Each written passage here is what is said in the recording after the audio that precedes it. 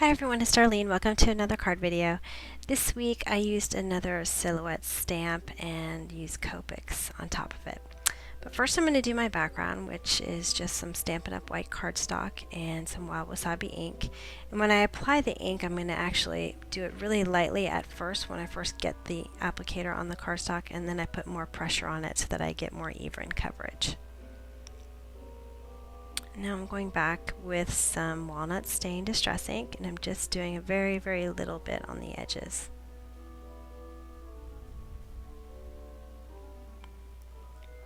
And there, I've cut this out already using my Spellbinders Labels 11 die. I'm just going to cover that with walnut stain. This is the Hero Arts branch background, and I'm spraying it a lot with a lot of water. And then I'm going to put that green piece on there, and I'm just going to let it soak in for a minute. And when you apply water to Stampin' Up! Ink on Stampin' Up! Paper, it kind of removes some of the ink, and as time goes by it gets a little bit whiter. So it's a really kind of cool look. And then I'm going to spray it with some vanilla shimmer mist to make it shiny for Christmas. Alright, so here's my Dasher stamp, and I'm going to use Antique Linen just because it's a really light colored ink. I'm going to get some close up here, and I'm going to start with my Copic markers with the all over light color. I'm going to do this section at a time so that it doesn't dry and I have some time to blend. I'm going to go in with a dark brown, and then this is kind of a medium color. But then I decided I wanted one more color in between those, so I actually do have another shade of brown, but a little bit of a darker shade in between those two, and then went back with my lighter shade and blended it all together. So I just keep repeating this between lighter, darker, until I get the look that I want. So I'm going to speed this up quite a bit. I spent a bunch of time just sort of, I don't know, light, dark, trying to figure it out and make sure it looks good.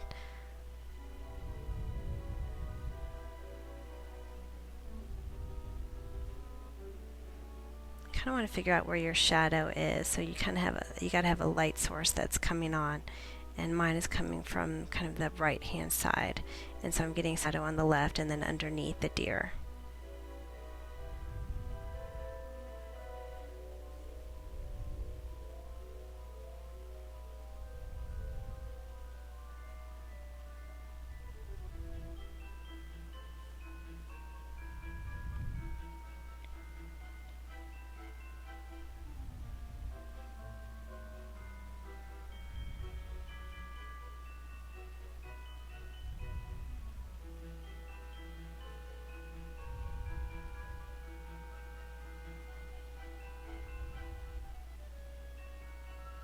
Kind of a perfectionist, so I did go back and forth for quite a bit of time, which is why I had to speed it up so much.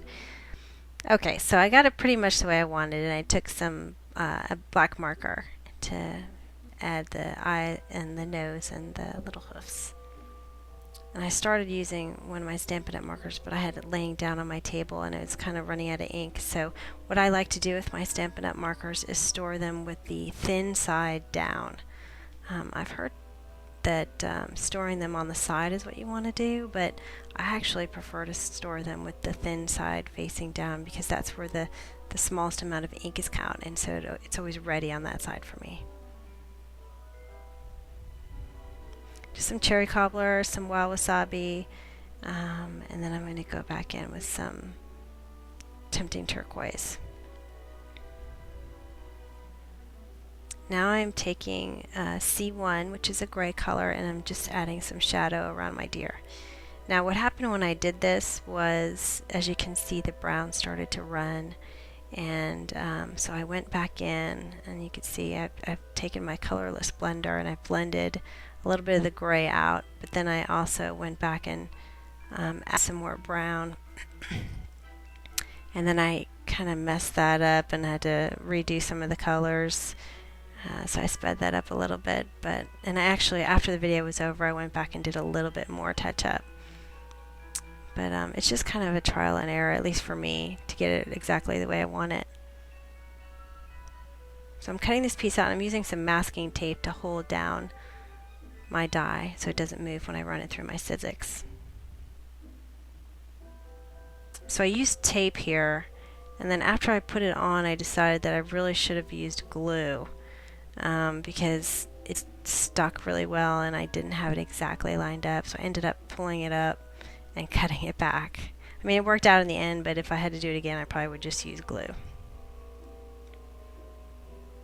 This is cherry cobbler twine. I'm going to cut 3 pieces and just put some adhesive on the back, put them all together, and then just wrap it around.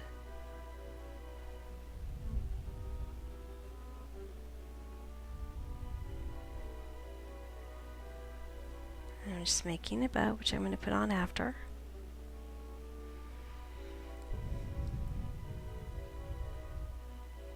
Now the paper is a little bit warped because it got wet and then I put more shimmer on it, and so you really have to put a lot of adhesive right on the edges to make sure that it stays flat against the paper. And this is just some foam adhesive, dimensionals by Stampin' Up. And then I'm going to take some Crystal Effects, which is, it's like glossy accents. It just is really good as a glue too. And that's it. Hope you enjoyed it, and I'll see you next week. Thanks for watching.